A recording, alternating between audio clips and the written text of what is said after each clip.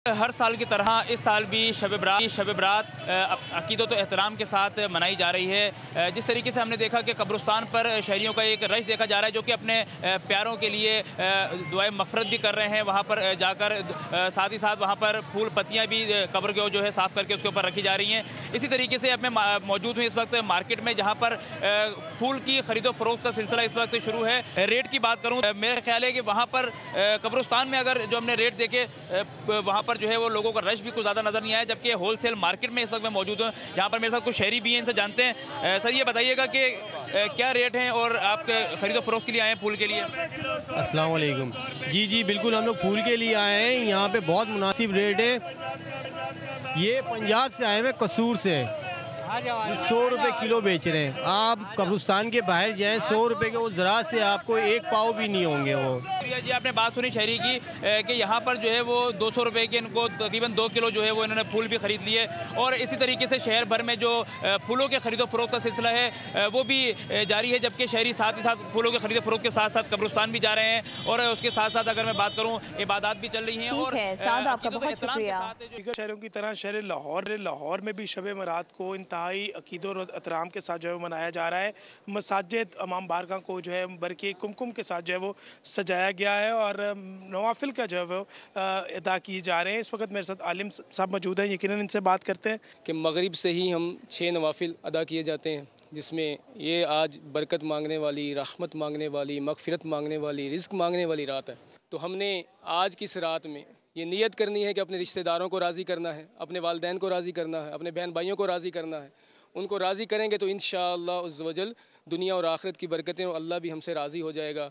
अल्लाह चाहेगा तो इंशाअल्लाह दुनिया और आखिरत की बरकतें हमें नसीब होंगी। ऐसे ही तमाम लाहौर की छोटी और बड़ी मसाजिद में जो है वो महफिल मिलाद का इनेकाद किया गया है और तमाम लाहौर की मसाजिद को जो है वो सजाया गया है और खूब भरपूर जो है वो लंगर का एहतमाम भी किया गया है।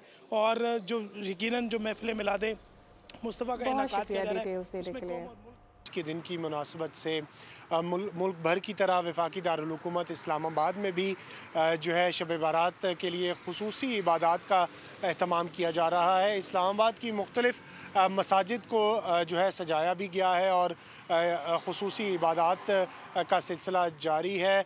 लोग आज की रात जो है वो खुसूसी तौर पर नवाफिल अदा करते हैं, दुआएं मांगी जाती हैं, क्योंकि आज की रात जो है वो कहा जाता है कि अल्लाह ताला गुनाह बख्शता है और आइंदा जो बरस है उसके लिए रिज़्क लिख दिया जाता है।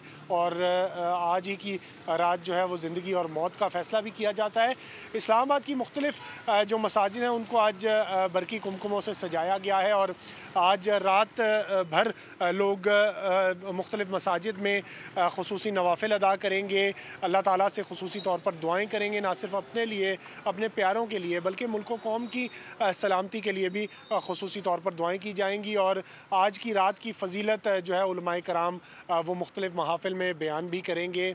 और इस्लामाबाद में आज की रात की मुनासबत से सिक्योरिटी के भी कुछ इंतज़ामात किए गए हैं। मुख्तलिफ़ मसाजिद में जो है सिक्योरिटी इंतज़ामात किए गए हैं ताकि लोग जो हैं वो रात भर बिला खौफ जो है वो इबादत कर सकें। और बात कर लेते हैं बानी पीटीआई के ख़त से मुतालिक। मुझे किसी का कोई ख़त नहीं मिला। Army chief general Asim Munir की गैर रस्मी गुफ्तगू। उन्होंने कहा कि अगर कोई ख़त मिला तो वज़ीर आज़म को भिजवा दूंगा।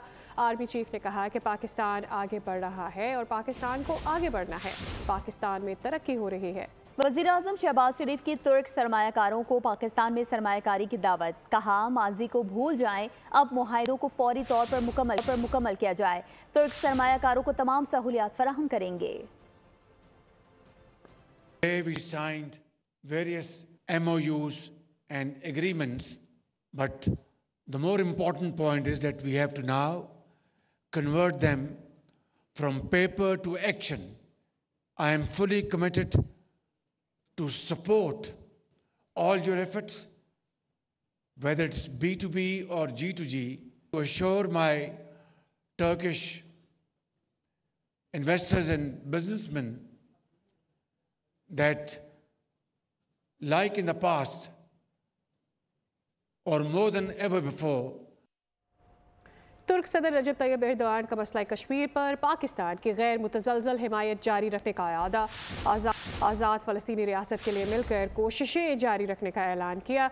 वज़ीर आज़म शहबाज शरीफ का मुअज़्ज़ज़ मेहमान से इज़हार तशक्कुर। उन्होंने कहा कि दहशत गर्द मज़मूम मकासद के लिए अफ़गान सरज़मीन इस्तेमाल कर रहे हैं। अफ़गान हुकूमत अमन दुश्मनों को रोके।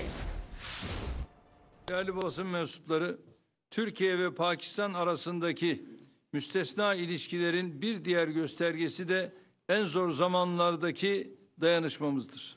1967 sınırları temelinde başkenti Doğu Kudüs olan coğrafi bütünlüğe sahip bağımsız ve egemen Filistin devleti tesis edilmesi için sabırla mücadele edeceğiz. Türkiye olarak Keşmir sorununun diyalog yoluyla Birleşmiş Milletler kararları temelinde ve Keşmirli kardeşlerimizin beklentileri gözetilerek çözülmesine olan desteğimiz bakidir. Devletimiz ve milletimiz dün olduğu gibi bugün de Keşmirli kardeşlerimizle dayanışma içindedir. And we expect that Afghanistan will cooperate in fighting terrorism and not spreading terrorism. Similarly, Pakistan fully supports the cause of Northern Cyprus and fully stands by Turkey on this cause in an unwavering fashion. और पाक तुर्क strategic ताल्लुकात मुस्तहकम करने पर इत्तेफाक। समाजी और सकाफती बुनियादों पर मिलिट्री सिविल शख्सियत के तबादले, एयरफोर्स इलेक्ट्रॉनिक वॉरफेयर और एनर्जी ट्रांजिशन और कानकुनी के शोबों में ताउन बढ़ाने समेत मुख्तलिफ शोबों में 24 मुआहदों और मुफाहमत की याददाश्तों पर दस्तखत किए गए। तुर्की और पाकिस्तान के दरमियान ताउन के नए बाब का आगाज। सदर रजब तैयब एर्दोआन, वज़ीर आज़म शहबाज शरीफ ने 2 तरफ़ा स्ट्रेटेजिक ताल्लुकात मज़ीद मुस्तहकम करने का एलामिया जारी कर दिया। दोनों ममालिक के दरमियान एयरफोर्स इलेक्ट्रॉनिक वारफेयर और एनर्जी ट्रांजिशन और कानकुनी के शोबों में ताउन बढ़ाने समेत मुख्तलिफ शोबों में 24 मुआहिदों और मफाहमत की याददाश्तों पर दस्तखत हुए। एक्सपोर्ट क्रेडिट बैंक तुर्किया और एक्सपोर्ट इम्पोर्ट बैंक पाकिस्तान में मफाहमती याददाश्त पर दस्तखत हुए। सामान की तिजारत बढ़ाने के हवाले से मुश्तरका वजारती स्टेटमेंट पर भी दस्तखत किए गए। हलाल एक्रेडिटेशन अथॉरिटी ऑफ तुर्किया और पाकिस्तान हलाल अथॉरिटी वजारत साइंस और टेक्नोलॉजी में भी मफाहमती याददाश्त पर दस्तखत हुए। पाकिस्तान और तुर्किया के दरमियान मीडिया और कम्युनिकेशंस के शोबों में ताउन, मजहबी खिदमात और मजहबी तालीम के शोबों में ताउन पर दस्तखत। Scientific and technological research council Türkiye और NTU फैसलाबाद की मफाहमती याददाश्त पर दस्तखत हुए। इसके साथ साथ सेहत और फार्मास्यूटिकल के शोबों में तकनीकी ताउन की मफाहमती याददाश्त पर भी दस्तखत हुए। मुआहदों के हवाले से तो आपने जाना, बेमिसाल पाक तुर्की दोस्ती, मोहब्बत और खलूस का अनमोल रिश्ता है। ऐवान सदर आमद पर रजब तैयब एर्दोआन का पुरतपाक इस्तकबाल किया गया। सदर आसिफ अली जरदारी ने उन्हें वेलकम किया। वज़ीर आज़म हाउस आमद पर उनका वालिहाना इस्तकबाल किया गया। वज़ीर आज़म ने खैर मकदम किया। चाको चौबत दस्ते ने गार्ड ऑफ ऑनर पेश किया। बड़े मेहमान की आमद पर बड़ा इस्तकबाल। तुर्की के सदर रजब तैयब एर्दोआन के एजाज़ में ऐवान सदर में इशाइये का अहतमाम किया गया। ऐवान सदर आमद पर तैयब एर्दोआन का पुरतपाक इस्तकबाल किया गया। तुर्क सदर रजब तैयब एर्दोआन का वज़ीर आज़म हाउस आमद पर भी वालिहाना इस्तकबाल किया गया। गार्ड ऑफ ऑनर भी पेश किया गया।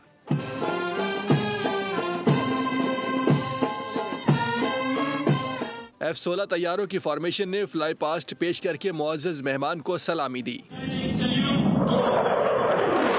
तुर्क सदर ने सिपा सालार जनरल आसिम मुनीर से मुसाफे भी किया। तुर्क सदर ने वज़ीर आज़म हाउस के अहाते में पौधा भी लगाया। तुर्क सदर खातून अव्वल सरमायाकारों और ताजरों रहनुमाओं के हमरा नूर खान एयरबेस पहुंचे थे, जहां सदर पाकिस्तान आसिफ जरदारी और वज़ीर आज़म शहबाज शरीफ ने उनका शानदार इस्तकबाल किया था। आगे बढ़ते हुए आपको बताएं कि सिक्योरिटी फोर्सेस ने खैबर पख्तूनख्वा में 5 मुख्तलिफ कार्रवाइयों के दौरान 13 खवारिज को हलाक कर दिया है।